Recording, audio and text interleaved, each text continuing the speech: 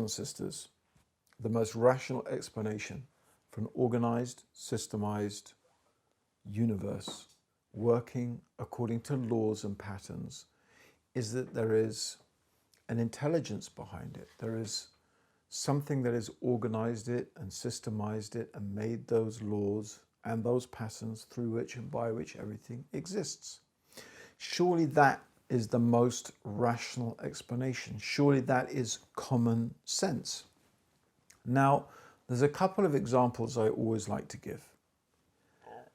The first example is the example of the archaeologist. An archaeologist is someone who digs up stuff from the past. They find out about past civilizations. So I want you to imagine the example of an archaeologist digging in the sand and coming across a piece of pottery.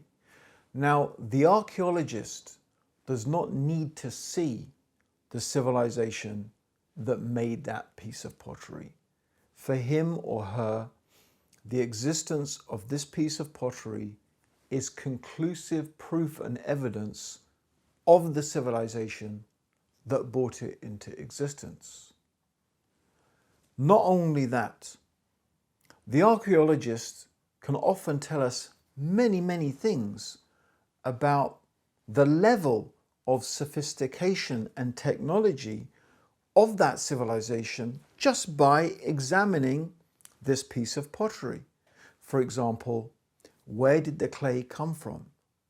What temperature was this clay baked at in order to be able to reach that type of consistency? That will also give the archaeologist an idea of, say, for example, their ability to build ovens to bake those clay pots. And if there's writing or artwork, that would tell us even more about that civilization.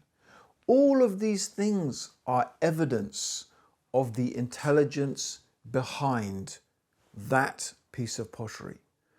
An archaeologist would not say, oh, it's a series of random events. The sun shone and the wind blew and the rain fell, and just by these random events, this piece of pottery was formed. They would never accept that as a sensible, rational explanation. Let's take an even more extreme example, the example of the mobile phone.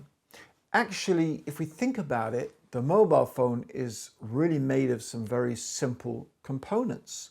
The glass is made of sand. Even the silicon chip, originally silicon is sand. Plastic comes from oil, plus some precious metals that make up the circuitry and the components. So essentially what we're holding is sand, oil, and some precious metals. What if you were to say that I was walking in the desert one day, there's lots of sand and lots of oil, and after thousands of years of the wind blowing and the rain falling and the lightning striking and the camel treading, this mobile phone formed itself by random events. No one would consider that to be a rational explanation. Rather, the mobile phone is evidence of the intelligence behind it. So we can say, with our world, ourselves, the creatures on this planet, and indeed the universe at large, surely there must be a designer. Surely there must be intelligence behind it. This is the inevitable conclusion of the rational mind.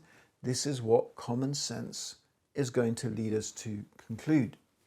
However, someone may ask, okay, the mobile phone was made by a company. It wasn't just made by one person. Why does there have to be one God? Maybe there are lots of gods, or a consortium of gods, or just like a mobile phone was made by lots of different people. Yes, there's intelligence behind it, but maybe the mobile phone, if it could be made by different people working together, well, how about the universe? Okay, so there is some very good reasoning why there can only be one God. What is important before we get to that is to agree that surely common sense and reason leads us to understand that there must be intelligence and power behind the existence and the creation of the universe as we know it. Inshallah, God willing, the person we are talking to will agree to that. If they don't, to be honest, what's the point in continuing the conversation? If the person is not ready to agree to such a simple thing as to the existence of intelligence and power and creation behind the universe, is there really any point in continuing the discussion? You know, it's actually perfectly all right to say, thank you very much. It's been really nice talking to you, and just to leave it there. You see, one of the things that's very important is that good dawah is not just about having a good conversation and winning the argument. A lot of dawah is also about your manner, your akhlaq, your adab, the way that you behave, your character, your mannerisms. And that is something that is very, very important to always remember when you're giving dawah and when you're having conversations with people. It's not always about winning the argument. Sometimes it's about winning the heart as well as winning the mind. Anyway, let's get back to our discussion. Hopefully, we have established that the universe, the world, and everything in it needs a creator. But the discussion now is about the nature of this creator, the nature of this intelligence, the nature of this force and this power behind the existence of the universe and everything in it. So in order to understand more about this power and this intelligence, then we need to understand something very, very important about the universe. And that is that the universe is limited. The universe is finite. The universe is needy. And there is a very good reason why the nature of the creator of the universe must be different from the universe. The universe and its creator cannot be one and the same. The creator of the universe has to be different from the universe. And the reason for that is simply that if the nature of the creator of the universe was the same as the universe, actually all you would have is more of the same. In other words, more universe. And so we look at the universe, we look at the world around us, and we ask about it, and we see that it needs a designer, we see it needs a creator. So if the nature of the creator of the universe was the same, we would ask that question again. So, well, who created that creator? Well, surely then we're confronted with the same problem.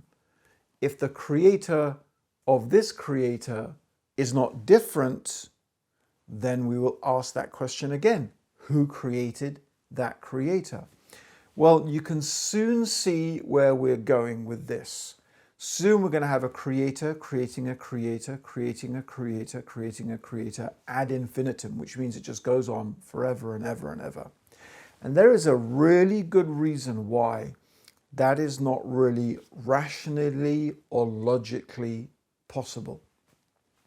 So in order to be able to understand that, I'm going to need to give you an example. And the example is very simple.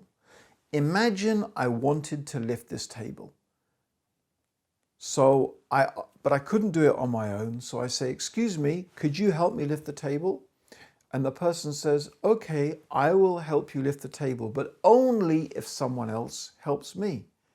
And that other person says, well, I will only help you if someone else helps me. Imagine everybody keeps making that condition. I will only help you lift the table if someone else helps me lift the table. What will happen to the table? The table will never move. It will never be lifted. It will stay where it is.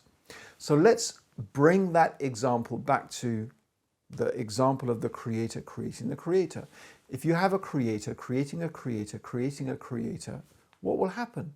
Just as the table will never be lifted, nothing will ever be created. There will be no creation.